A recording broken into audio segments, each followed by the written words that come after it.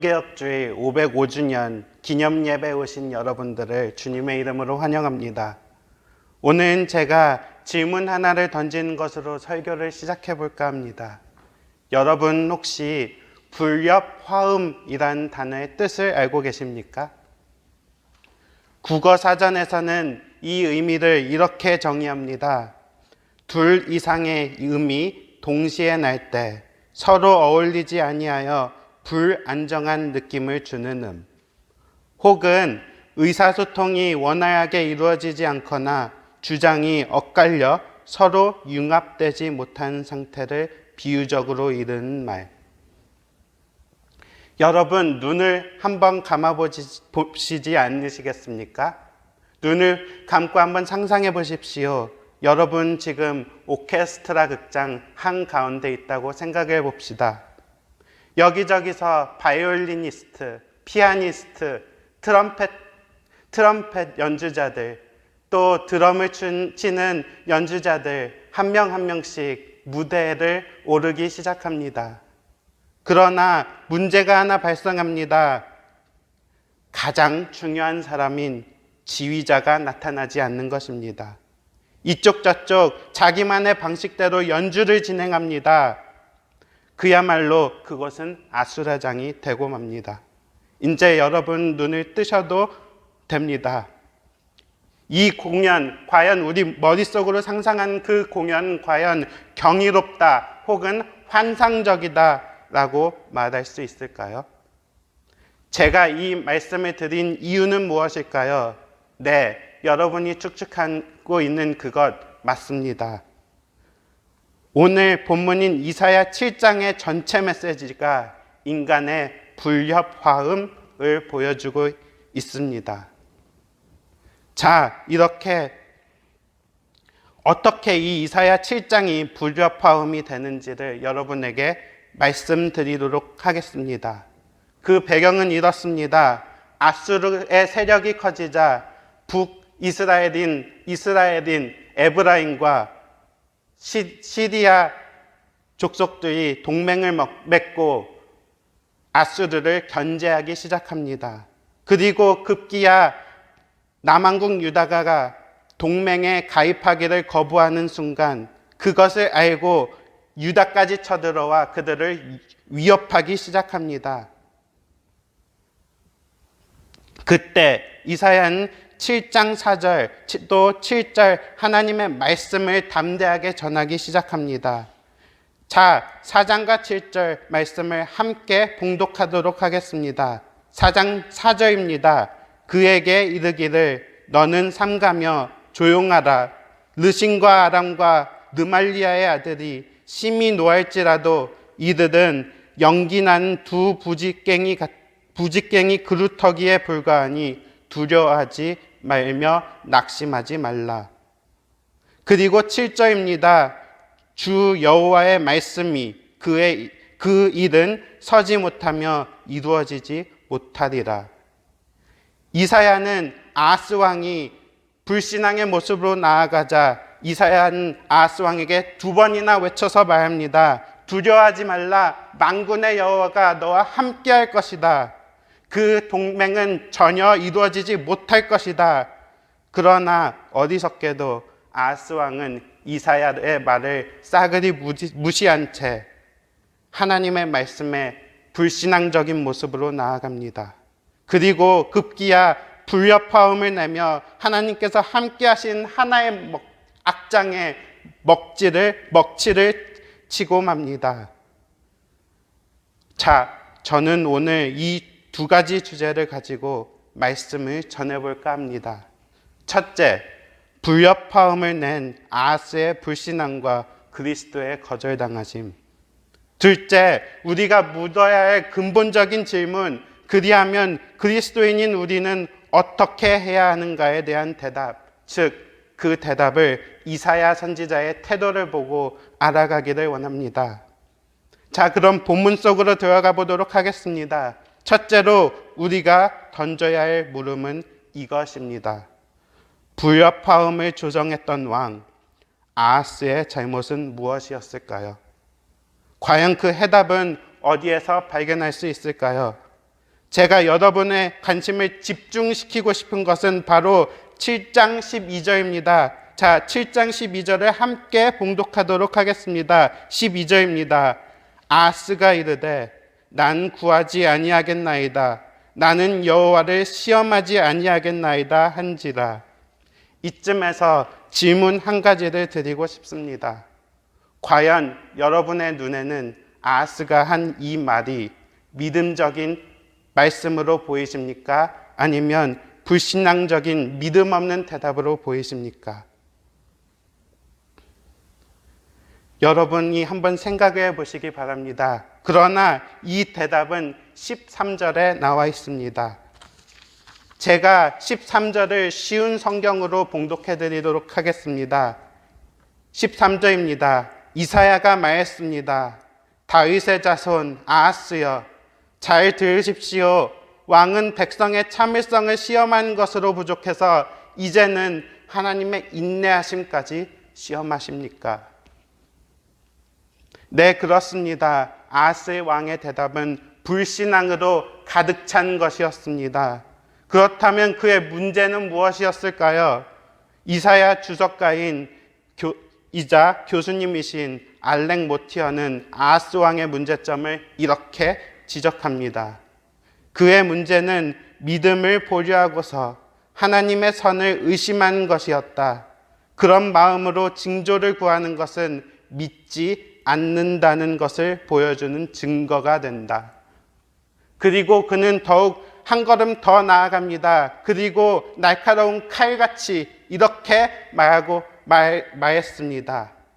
아하스와 같은 믿음은 하나님을 고개단에 동물같이 취급해서 믿음이란 사탕을 믿기로 해서 고개를 하게 만들고자 하는 것과 같다. 그러나 여호와가 징조를 구하라고 먼저 제안했는데도 그 제안을 거부한 것은 믿고자 하지 않는다는 것을 보여주는 증거이다. 참으로 맞는 말 아닙니까? 지금 아하스는 하나님을 무슨 고개단의 동물같이 취급해서 믿음이라는 사탕을 믿기로 해서 고개를 하고자 하는 것입니다. 하나님을 자기가 좌지우지하겠다는 그 말입니다. 저는 이 주석서를 읽으며 또한 아하스 왕의 불신앙적인 태도를 보며 마틴 루터가 한 멋진 비유가 한 가지 생각이 났습니다. 그것은 그가 믿음에 대해 비유하기를 단순히 믿음은 저기 배가 있다고 믿는 것이 아니라 그 배를 타고 같이 항해하는 것이다. 그러나 전 그때 깨달은 것이 한 가지 있었습니다. 아하스 왕에 대하여.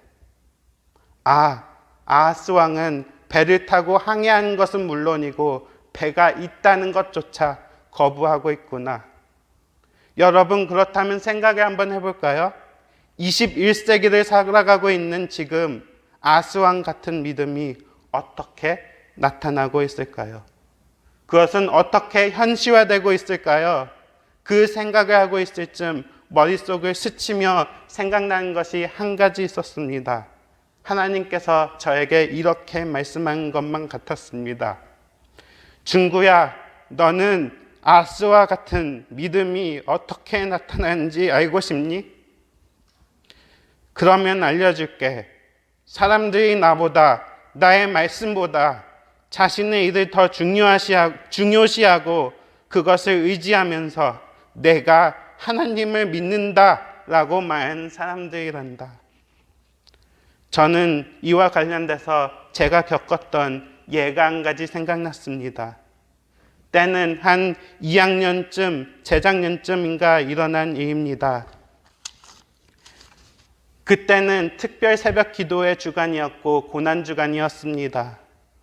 또한 기말고사 주간이었고 그날 바로 시험을 가서 시험을 치러야 하는 순간이었습니다. 저는 새벽 기도회 도중에 하나님께 예배한 것은 물론이고 시험 때문에 제 정신을 하나님께 고정시킬 수가 없었습니다. 그러나 기도 시간이 되자 기도는 꼭 해야겠다는 마음을 먹고 기도를 하기 시작했습니다. 그리고 큰 은혜를 받았지요. 근데 나중에 학교로 가서 시험을 보는데 제일 걱정되는 과목임에도 불구하고 예배 후 시험을 치렀고 예상보다 시험 결과는 좋게 나왔습니다. 그리고 나중에 회개했습니다. 이렇게 하나님이 지켜주실 줄 알았다면 예배에 더 집중해서 하나님께 나아갈 걸. 여러분 부디 이런 실수를 하지 않으시길 바랍니다. 반대로 저번 주에 있었던 일이지만 하나님께 믿음을 지켜 참 감사한 일도 있었습니다. 제가 한 5명이랑 성경 공부를 3년 동안 쉬지 않고 합니다. 줌으로 말이지요. 제 한 친구가 이제 3년째 거진 빠지지 않고 한 번도 쉬지 않고 계속 나왔던 친구가 갑작스럽게 진지하게 기도 제목을 올리기 시작합니다. 나는 지금 학교를 끝나고 어느 직장을 구해야 할지 모르겠고 하나님께서 어디로 가야 할지 모르겠어. 너희들이 나를 위하여 기도해 줄래? 그런데 그 친구에게서 좋은 소식이 전해지기 시작한 것입니다. 우리 모두에게요.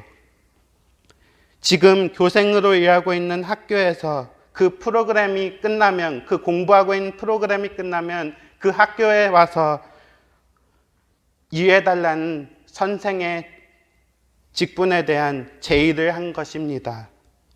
전 그때 주님께 감사했습니다. 그리고 우리의 신앙의 순위를 명확히 하고 믿음을 지켜야겠다는 생각을 굳건하게 했습니다.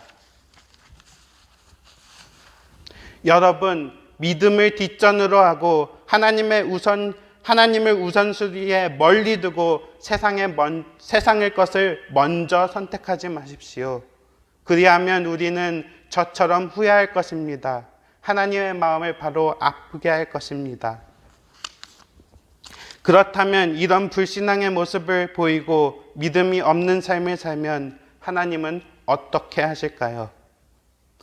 그리고 하나님의 마음은 또 얼마나 아파하실까요? 하나님의 마음을 알기 위해선 본문 14절을 보아야 합니다. 14절은 이렇게 증거합니다. 그러므로 주께서 친히 징조를 너희에게 주실 것이라. 보라, 처녀가 잉태하여 아들을 낳을 것이요 그의 이름을 임마누엘이라 하리라. 딱 보면 축복의 말씀 같지 않으신가요? 그러나 이것은 하나님께 불순종했던 아하스 왕에게 하신 말씀입니다. 즉 아하스가 하나님을 처절한 결과로 이사야가 선포했던 임마누엘의 징조가 하나님께서 주신 그 위대한 축복이 변질되어 아하스의 불신앙 때문에 심판이 되어지고 만 것입니다. 그렇다면 성탄절날 가장 많이 인용되는 이 구절이 어떻게 하나님의 심판이 되어지고 있는 것일까요? 이에 대한 대답은 알렉 모티어가 그의 주석에서 말합니다. 징조는 이제 제한이 아니라 예고가 되고 믿음을 권하기 위한 증거가 아니라 하나님의 진노를 확증하기 위한 증거가 된다. 이것은 징조의 개념이 사용된 또 다른 방식이다.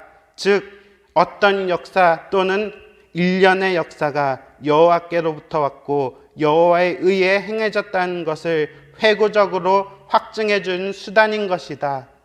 임마누엘의 출생은 여호와가 이사야를 통해 말했던 것, 즉 지금의 결단의 순간이고 그 결론은 불신앙에 대한 여호와의 응보라는 것을 확증해 주게 될 것이다.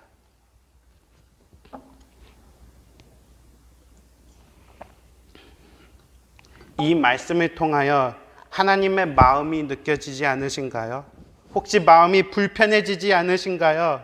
하나님의 그 아픈 마음이 하나님께서 창조하신 그리고 왕으로 세우신 아하스 왕이 하나님을 거부하고 있습니다. 전 한동안 이 사실을 가지고 이번 주 많이 괴로워했었습니다. 21세기를 살고 있는 지금도 저는 아하스만의 잘못이 아니라는 것을 알게 되었습니다. 이 세대를 살아가고 있는 모든 사람들이 아하스일 수도 있다는 생각에, 그게 또 제 자신일 수 있다는 생각에 전 마음이 많이 아팠었습니다. 지금의 현실을 보십시오.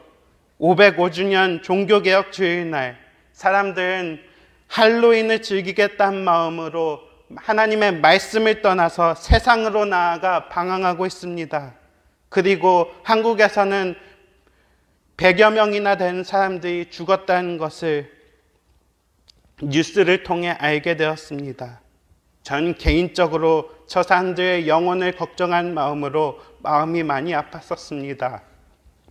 그래서 하나님은 이것을 바로잡기 위해 그 위대한 심판을 통한 구원이라는 이사야 전체를 관통하고 있는 하나님의 메시지가 선포되고 있는 것입니다. 이 모든 것을 본 우리 그리스도인들은 그러면 결론적으로 어떻게 해야 할까요? 전 그 대답을 이사야 선지자의 태도를 보면서 찾았습니다. 여러분, 오늘 본문을 보면서 느끼시는 것이 없으십니까?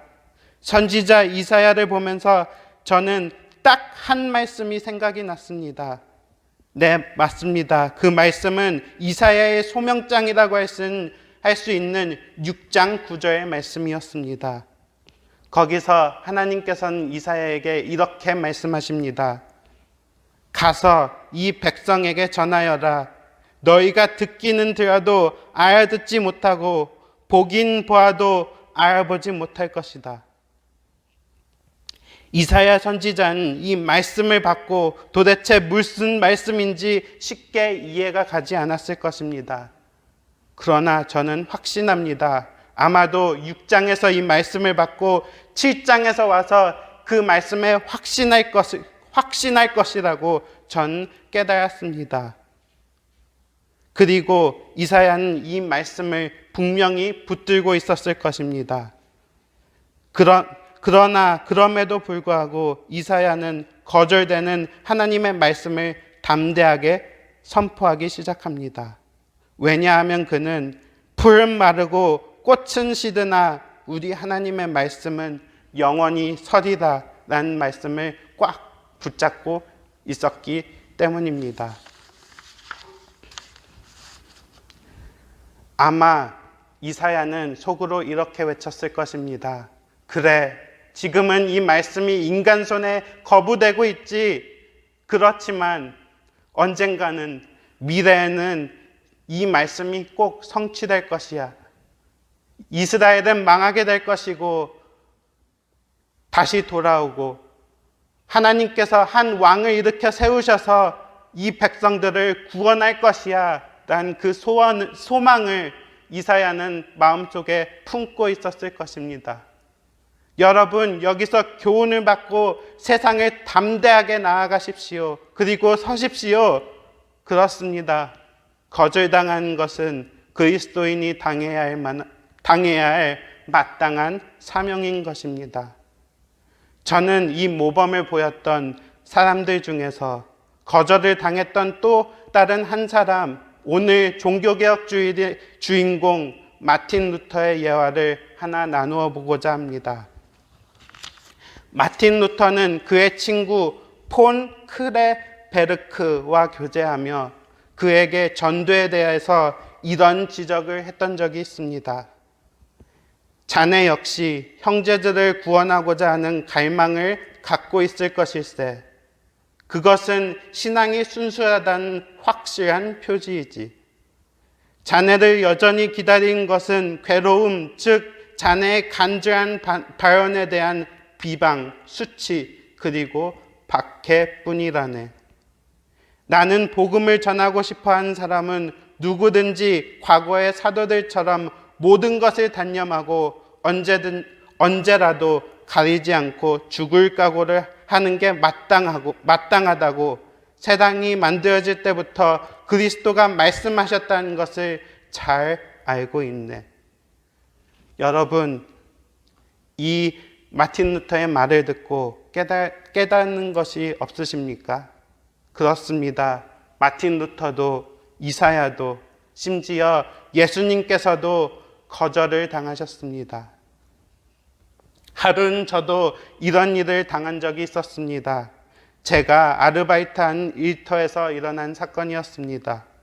제가 일하는 사람 중에 제가 하나님을 믿는다고 하는 것을 알고 있는 사람이 몇 명 있으며 그 또한 중에는 동성애자들도 있었습니다. 그런데 한 번은 어떤 동료가 제게 나와서 이런 말을 한 것이었습니다. 너 누구한테 들었는데 동성애자들 싫어한다며? 한마디도 그는 매니저에게까지 저를 모함하여 이야기했으며 또한 저에게 직접적으로 시비를 거는 것이었습니다. 물론 전 하나님의 말씀 안에서 동성애라는 것을 죄로 받아들이고 그것을 반대하지만 이러한 곳에는 직접적으로 입으로 내뱉은 적은 없었습니다. 참으로 억울하고 심지어 화까지 났었습니다. 그리고 이것을 어떻게 해볼까 몸서리친 일을 잠시 보낸 적이 있었습니다. 그런데 하나님께서 저에게 이렇게 말씀하시는 것 같았습니다. 중구야, 좀 참으면 안 되겠니? 너는 이 세상과 다른 길을 걸어가야 하기 때문에 핍박받고 미움을 당하는 것이란다. 중구야, 나도 이 세상에서 거절을 당했고 너를 위하여 십자가까지 졌단다. 여러분, 거절을 당해도 억울한 일을 당해도 그분을 위해서 당하면 되지 않을까요? 우리는 왜 거절당하기를 싫어합니까? 그분도 거절을 당했는데. 우리를 위해서 십자가를 지신 그분을 위해서 여러분 거절당한 것을 두려워하지 마십시오. 그것이 여러분이 옳은 길을 가고 있다는 증거가 될 수 있기 때문입니다. 그리고 예수님께서 팔복에서 증언하셨던 이 말씀을 생각하십시오. 의를 위하여 박해를 받는 자는 복이 있나니 천국이 그들의 것입니다.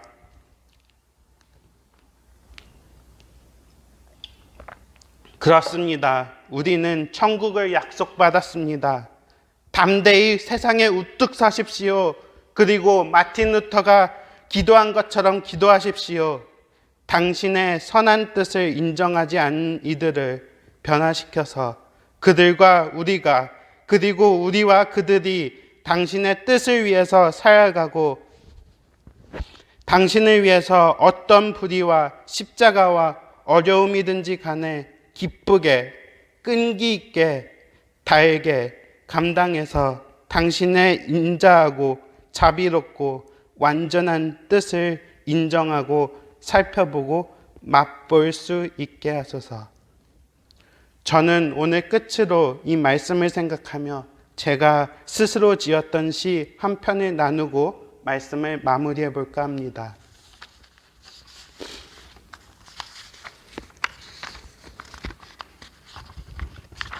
그 시의 제목은 거절당하신 하나님이라는 제목입니다.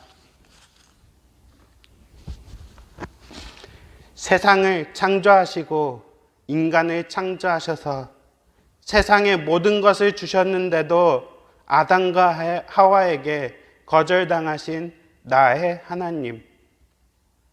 이집트 종살이에서 그들을 속량하시고 모세를 통하여 광야에 길을 내시고 불기둥과 구름기둥으로 지키셨는데도 그의 백성에게 원망과 미움의 대상이 되셨던 거절당하신 나의 하나님. 그들의 백성들의 부탁을 들어주시고 왕들을 세우시고 선지자들을 통하여 끊임없이 돌아오라고 하셨는데도 자만에 빠져서 백성들이 거부한 거절당하신 나의 하나님.